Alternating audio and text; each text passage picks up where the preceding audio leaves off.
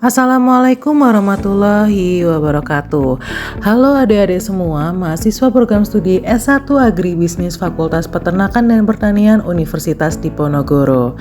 Kembali lagi kita di praktikum ekonometrika penggunaan SPSS. Di video kali ini kita akan belajar terkait uji normalitas data. Bagaimana kita menguji normalitas data itu menggunakan SPSS? Bagaimana kita mengukur apakah data kita terdistribusi normal? Apa yang dimaksud dengan data yang terdistribusi normal? Nah, kali ini kita akan bahas habis terkait uji normalitas data. Jadi, uji normalitas data itu diperlukan ketika datanya itu harus bersifat kontinu. Data yang bersifat kontinu artinya adalah data yang dari waktu ke waktu itu bisa berubah secara dinamis. Contohnya apa? Tinggi badan. Tinggi badan kita misalnya di tahun 2024 ini itu adalah 172. Di tahun 2025 itu bisa jadi tinggi badan kita adalah 173. Itu adalah data yang bersifat kontinu. Contohnya, selain itu ada skor IQ, berat badan, curah hujan, terus hasil ujian dan lain sebagainya. Data-data yang bersifat kontinu. Dalam uji normalitas itu ada dua macam ujinya, ada dua pengujian. Ada menggunakan Kolmogorov-Smirnov dan juga ada penggunaan Shapiro-Wilk. Dan kedua uji itu kita lihat adalah dari nilai signifikansinya. Jadi jika nilai signifikansinya itu lebih besar dari sama dengan 0,05, maka H0-nya diterima dan HA ditolak. Begitu juga dengan penggunaan Shapiro-Wilk. Jadi kita langsung aja di sini praktek penggunaan SPSS-nya.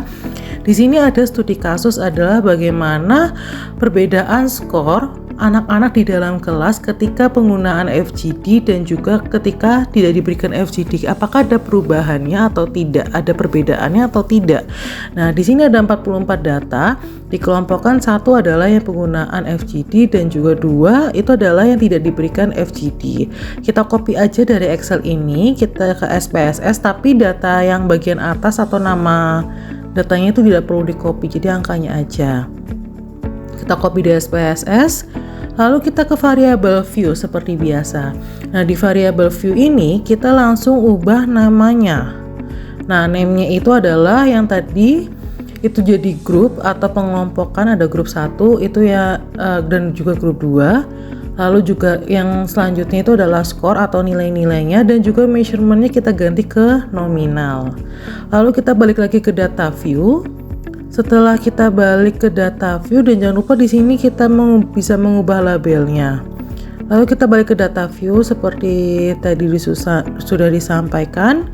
Dan untuk uji normalitas ini adalah analyze, descriptive statistik, lalu kita ke explore. Nah, setelah itu yang kita pindahkan ke dependent adalah skornya saja. Kita pindahkan ke sisi kanan ke dependent list, lalu kita klik plots. Setelah kita klik plots ini, karena kita ingin menguji normalitas, maka normality plots with testnya itu kita centang, lalu kita continue dan juga kita oke. Nah, setelah itu di sini kita akan dapat beberapa tabel outputnya. Yang pertama adalah terkait cash processing summary. Nah, di cash processing summary itu kita dapatkan bahwa nilai N besar ini adalah menunjukkan populasi. Populasi data yang valid itu adalah 44. Artinya keseluruhan datanya itu digunakan dalam proses ujinya, uji normalitas. Lalu di sini ada juga cash missing, yaitu N-nya itu N besarnya adalah 0, artinya tidak ada data yang tidak digunakan. Dan juga di sini ada tabel deskriptif. Di situ kita bisa lihat berapa nilai minimum skornya, itu paling minimum berapa 10, maksimumnya berapa itu kita dapatkan. Bahkan nilai median itu bisa kita dapatkan dari output deskriptif ini. Lalu selanjutnya balik lagi di dalam uji normalitas kita bisa dapat dua jenis uji, yaitu Shapiro-Wilk dengan melihat nilai Shapiro-Wilk dan juga nilai Kolmogorov-Smirnov. Nah, di sini hasilnya dari nilai Kolmogorov-Smirnov signifikansinya adalah 0,153. yang artinya itu nilainya lebih besar dari 0,05, maka H0-nya diterima dan HA ditolak atau datanya itu dari populasi tersebut terdistribusi normal. Begitu pula dengan uji Shapiro-Wilk.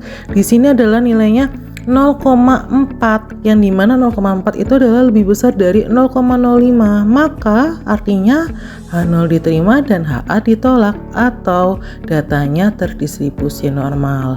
Selain itu, kita bisa juga melihat dari grafik normal QQ plots of scores.